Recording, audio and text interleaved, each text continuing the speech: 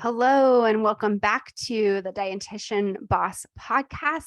This is Coach Heather, and I'm really excited to talk to you today about how to rehumanize. What does rehumanizing mean, and where did we become dehumanized in this process of being trained in the medical field? So I'm going to share with you a little bit about my journey to this word rehumanizing, and then give you some tips of how to rehumanize yourself and where being a human robot might be showing up and stopping you from living the life of your dreams. So one thing you might not know about me is that in addition to supporting dietitians create their dream jobs where they open their private practice, I also work within psychedelic assisted psychotherapy as a clinician, as a doctor, and support people making major changes in their mindset and in their lives based on using plant medicines. One of the things that came up in one of my own plant medicine journeys is this concept of being human.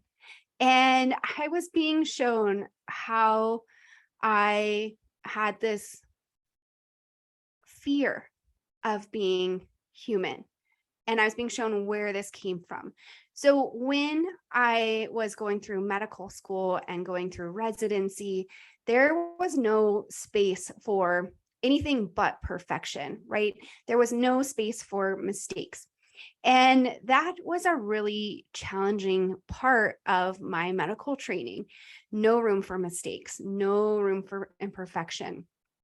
In addition to that, you were taught to distance yourselves from patients. There was no room for emotion. There was no room for feeling. And there was no space for really connecting human to human with patients.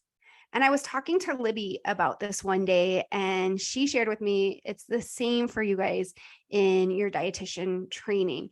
And it's such a rigorous process, right? We have to get really great grades. We cannot fail our classes, and that makes us more robotic. And you are also encouraged to be at a distance from your patients.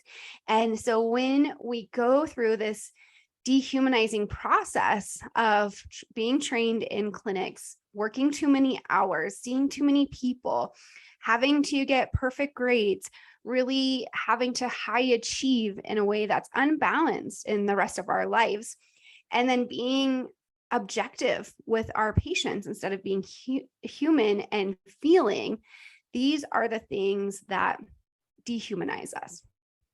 But what is the point of me sharing this? Well, this impacts you as a person. This impacts you as an entrepreneur who is starting a private practice or is in private practice. And it impacts us as just human beings. So this can show up in many different ways. We can have a hard time trying and failing at things. You might think things have to be perfect in order for you to get started. You might get mental blocks of just question after question. Well, what about this? What about that? What about this? I have to have all these ducks in a row in order to get started, which isn't really accurate. You can be trapped by high achieving goals that don't fit your life or your lifestyle. Sometimes I would see things advertised to me about, oh, start your X-figure business.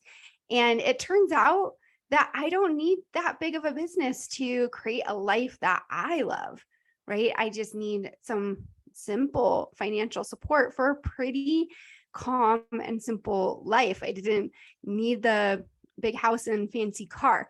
So I was saying, oh, that's what successful people do. Therefore, I want to be a successful person. Therefore, I'm going to push myself to reach these goals that are actually not that fulfilling for me, but it's part of that high achieving, more dehumanized, more robotic sense of self. And then dehumanizing yourself can also lead to comparison to other people. And you might compare your robot self to somebody else's robot self without knowing anything about their life and they don't know anything about your life. They don't know anything about your lifestyle, your dreams. You don't really know the person behind that photo or that Instagram account that you're comparing yourself to. So dehumanizing ourselves leads to really harmful levels of comparison that can be painful. So these are some of the risks of being dehumanized. And then it also reduces our connection with people, because when you're objective with other human beings all day long, you're listening to their stories and you're trying not to feel an emotion around them, or you're trying to do the calculations for their nutrition while all this other things are happening in their life, and you're just focusing on this one part, that can make it hard to connect with people outside of our clinical spaces. And having connection and talking with people is one of the core pieces of information and core ways of building our audience and core ways of connecting with our ideal clients. So it can inhibit us from being able to connect with our ideal client when we start our private practices. So how can you rehumanize? What can you do? Obviously, the training has been put in place. You've had to jump through so many hoops and you've been successful at that. So congratulations. It's really amazing what you've jumped through and the life you've created. So first of all, I want to celebrate you and what you've done. And here are some tips for rehumanizing if you feel like you need to be less robotic and more human in your practice. One is to celebrate your failures and to keep going. It is a consistent practice for me to drop perfectionism. I had to consciously choose to no longer be a perfectionist. And if you read any of Brene Brown's work, she talks about how perfectionism is really a reaction to failure and a fear of failure. And it's actually really maladaptive. It does not help humans do what they are here to do on the planet. And it doesn't help them heal. And it doesn't help them help other people heal. So how do we combat perfectionism? Well, we take risks, we create things, and we have failures. And then we celebrate those failures. We learn from those failures and keep going. So important. So dropping that need to be perfect is another way to move into a more human space for yourself. And then what happens when you drop that need to be perfect for yourself, it'll be amazing how much freedom you give other people as well to be themselves. They become more and more comfortable with themselves in your presence when you can release your own desires to be perfect. One of the things I used to say a lot to my medical students who thought I was one of the toughest teachers on campus was, if you think I'm tough on you, you have no idea how tough I am on me, right? How many demands I put on myself. You get 10% of the demands I'm putting on myself.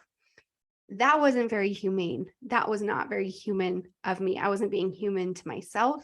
And I certainly wasn't being human to my students. I was perpetuating this cycle of teaching medical students to be dehumanized, to be more robotic, to work more hours, to work harder, to be more perfect. And when I dropped that need for myself to be perfect, and I started being kinder to myself, it automatically translated to how I taught my students. And it shifted everything in my clinic shifts and how we treated patients even.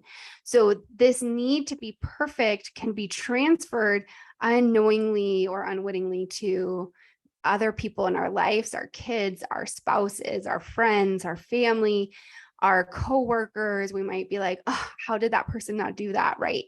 So when we drop the need for our own perfection, it gives the freedom of other people to show up as their authentic selves around us.